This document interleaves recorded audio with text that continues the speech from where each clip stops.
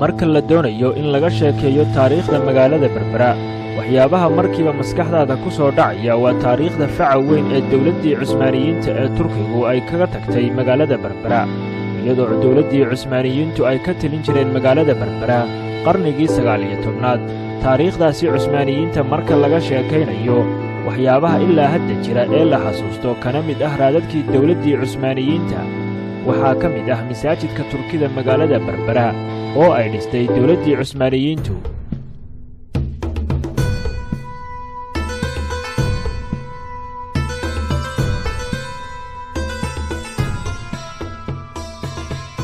masaajidka Turkida oo dhisan muddo hadda laga joogo ku dhowaad 150 sano waa mid weli lagu tukado oo shaqaynaya dhismayaashiisii iyo qaabkii uu Turkigu u dhisayna weli wax badan iskama ay bedelin marka dibadda aad ka joogto masaajidka Turkida waxa ku soo jiidanaya waa naqshadda masaajidka oo ah mid ka duwan masaajidda hadda la dhiso sidoo kale waxyaabaha lagu dhisay masaajidkan ayaa ah kuwa ka adag kuwa hadda la isticmaalo sida saqafka kore oo laga sameeyay loox adag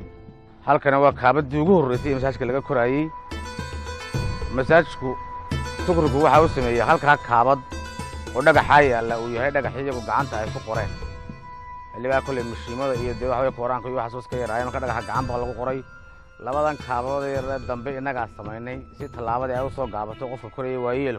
ayaa loo fudeeyay laakiin markii hore kaabaduna kaliya bay ahayd marka ay makana masaajidka gali doonaa la gudihiis ayaan soo booqan doonaa biidilaahi taala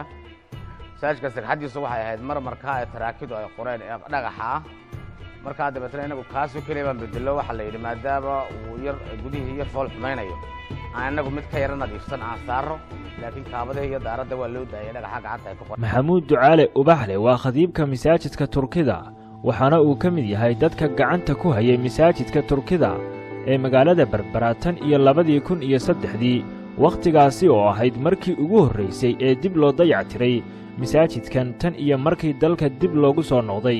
masaajidka saar soonahay waxa dhistay dawladda Turkiga dawladda Cusmaaniyiinta dawladda Islaamka ugu dambeysay Cusmaaniyiinta ba dhistay waa la tibaaxay in dhagax la iska soo dhiibayay Berbera ilaa Dubaar Turkigu afar meelood oo muhiim ah ayuu ka hirgeliyay Berbera masaajidka Turkiga ayaa ugu horeeya jeelkana xilliga jeelkii weynaa halkan oo inagu xiga oo isna xilliga dhakhtar ahaa guri masaajidka soo dhinac jeedo oo madrasad xilliga loogu tala galay ama madrasadii u horeysay nooceeda ah macna Berbera ba ay yeelato ama Soomaaliland ba ay yeelatay dhagaxa dhisan imikana jaamacad Berbera University laga dhigi doono insha Allah taala iyo biyaha Dubaar ee Berbera ay ka cabto meesha Dubaar leh ka yimaado kale meelaha uu ka hirgeliyay magaalada Berbera Turkigu meelahaas ka mid ah odayaasha si taariikhdu ay dhigayso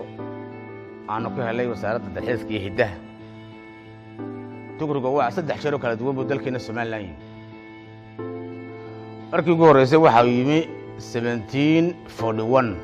1741 nin Sultaan Baashal yaa hogaaminayay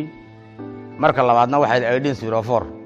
1804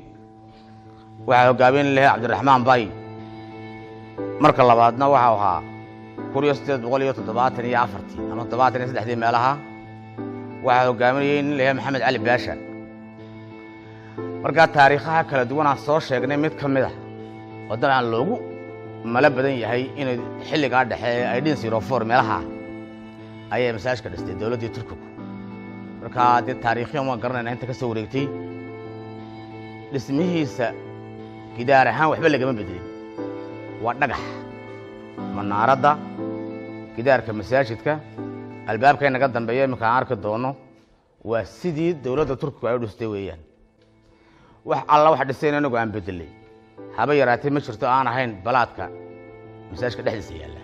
odayaasha magaalada Berbera ayaa iyaguna sheegaya in taariikhda masjidkan ay tahay wax ay ku faanaan dadka reer Berbera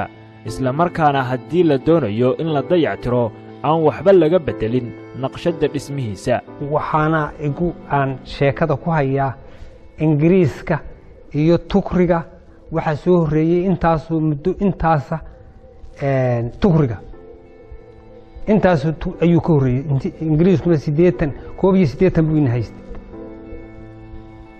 80 iyo wixii ka horeeyay iyo wixii ka dambeeyay intaa gidaarkaas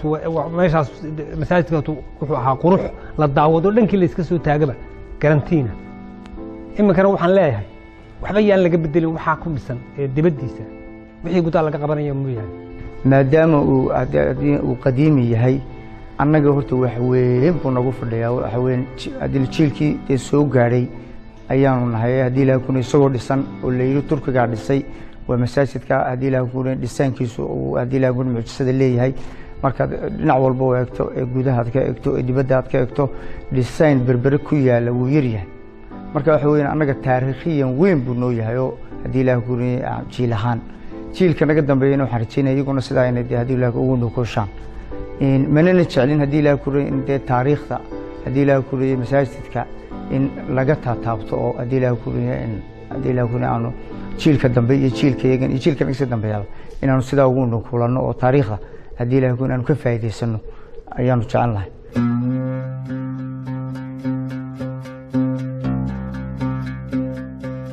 masaajidkan ayaa hadda waxaa ka muuqda dayac badan kaasi oo ay ka mid tahay roogga lagu tukado oo aan intiisa badan oolin albaabada qaar oo ah kuwo burbursan iyo weliba gidaarada masaajidka oo dildilaac iyo burbur xooggani uu ka muuqdo khadiibka masjidkan maxamuud ducaale ubaxle iyo odayaasha kale ee ka mid ah dadka inta badan ku tukada masaajidka ayaa ugu baaqay dowladda turkiga in ay dib u dayactir ku samayso masaajidka turkida maadaama ay masjidkan horay u dhistay dowladdii cusmaaniyiinta ee turkida guud ahaan iyo dibad ahaanba xoog buu noogu dayacan yahay waxaan ka codsanaa dowladda turkigu maadaama meelaha taariikhiga ah ee ugu muhiimsan uu yahay masaajidkan turkigu in ay si dhaba masaajidka wax uga qabtaan run ay noo sheegaan ay noo yimaadaan biidnillahi tacaala saasaan ugu baaqaynaa masaajidka haddii ilaahay ku run yahay iyagaa dhisay haddii ilaahay kuna cusmaaniyiintii baa dhistay tacab badan baa galay haddii ilaahay ku run gobolka saaxil dadku way ka qayb qaateen oo way la dhiseen waxa weeye markaa waxaanu baaqan u diran waxa weeye maadaama masaajidkii aanu dhisaankoodii iyo taariikhdii aanu haddii ilaahay kuna aanu hayno waxaanu doonaynaa inay haddii ilaahay kuna wax allaal wixii masaajidka turkigu baaqan u diran waxa weeye ka qayb qaataan inay yimaadaan in haddii ilaahay ku run wixii ka dhiman ee dhisaanina adilay ama ballaarin ay ku kordhiyaan annagoo abaal ugu hayna oo horena ugu ducaynay haddana ugu ducaynayna iyagoo somalilandna jooga haddii ilaahay kuna soomaaliyana wax ka dhisaya meel walba jooga dad muslimana ah inay masaajidkana yimaadaan haddii ilaahay nagu soo booqdaan haddii ilaahay kuna wixii aan ka cabanaynay haddii ilaahay kuna masaajidka ugu baahan yahayna aan uga warrano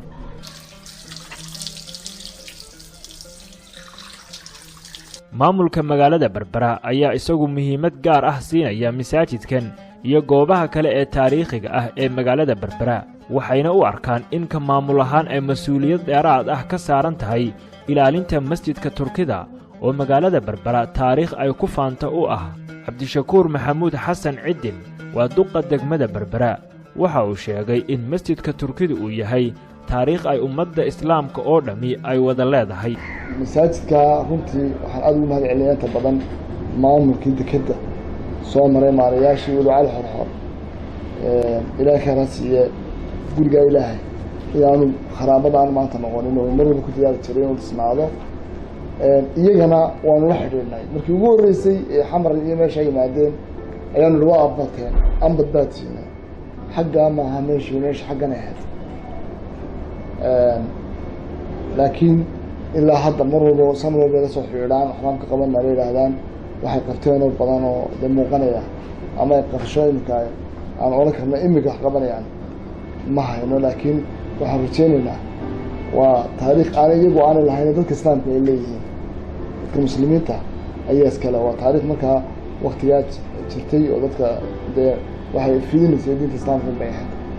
marka waxaynu ku faraadaygi doonaa inay sii jiraan oy sidoodii sii ahaadaan inta anagu awooddeeda hadday dee maanta yimaadaan oy hagaajiyaan casriyeyaanna haddii waa soo dhaweyna walba dowladii dhistay weeyaan khaalid foodhaadhi goob joog berbera